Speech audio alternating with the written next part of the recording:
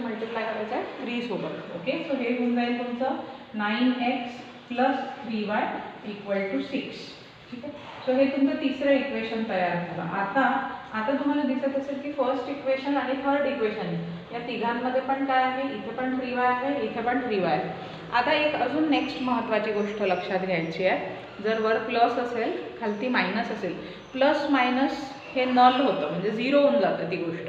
त्याच्यामुळे इथे तुम्हाला काय करायचं आहे की आता याला ॲडिशन करून टाकायची. 5x - 3y = 8.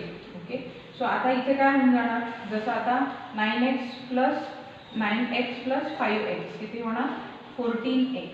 Okay, plus 3y - 3y हे काय होऊन जाणार 0 आणि 6 + 8 होणार 14.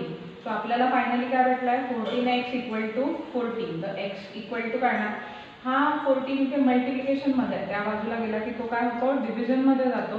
तर 14/14 1. तर अल्टिमेटली एक्सची व्हॅल्यू काय भेटली तुम्हाला 1. आता या व्हॅल्यूला तुम्हाला पुट करायचं आहे, कोणत्या इक्वेशनमध्ये टाकू शकता. सपोज मी आता पुट x जर मी इक्वेशन 2 मध्ये याला टाकलं तर मग मला y ची व्हॅल्यू भेटेल. ओके, कोणत्या इक्वेशनमध्ये तुम्ही पुट करू शकता, जसं इथे दिलं आहे 3x + y = 2. मग आता मी x च्या जागी व्हॅल्यू टाकली 1, y जसाच्या तसा ठेवला आणि 2. आता हे काय होणार आपलं v + y = 2. y = येणार 2 - 3. तर हे y ची व्हॅल्यू येणार -1.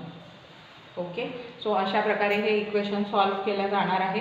मग आता हे कंप्लीट झाल्यानंतर तुम्हाला असं प्रॉपर मांडणी करायची आहे की the solution of equation is. तर काय आहे solution of equation, solution of equation. तर सोल्युशन ऑफ इक्वेशन म्हणजेच काय असतं, x आणि y ची व्हॅल्यू x, y. तर इथे काय लिहिणार तुम्ही, x म्हणजे 1 आणि y म्हणजे -1. सो अशा पद्धतीने तुम्ही एखादं linear equation in 2 variable solve करू शकता. तर सगळ्यात पहिले फर्स्ट स्टेप इज दोन्ही इक्वेशन लिहून घ्या. सेकंड स्टेप इज बघा की कोणत्या व्हेरिएबलला त्यामधल्या कोणत्या टर्मला आपण सिमिलर करू शकतो, दोघांना पण सिमिलर करा. त्याच्यानंतर थर्ड स्टेप इज आयदर तुम्हाला ॲड करायचं आहे किंवा सबट्रॅक्ट करायचं आहे आणि try to do it stepwise. आणि रिकॉल करताना प्रॅक्टिस करताना पण स्टेप वाईजच करा जेणेकरून तुम्हाला ते लक्षात राहील. ओके, आणि मग नंतर जेव्हा एक व्हॅल्यू तुम्हाला भेटून जाते, जसं आता इथे मी वायला 0 केलं, एक्सची एक व्हॅल्यू भेटली. आता नेक्स्ट टाइम काय कराल, हीच व्हॅल्यू दुसऱ्या इक्वेशनमध्ये सबस्टिट्यूट करायची आणि मग तुम्हाला वायची व्हॅल्यू भेटणार.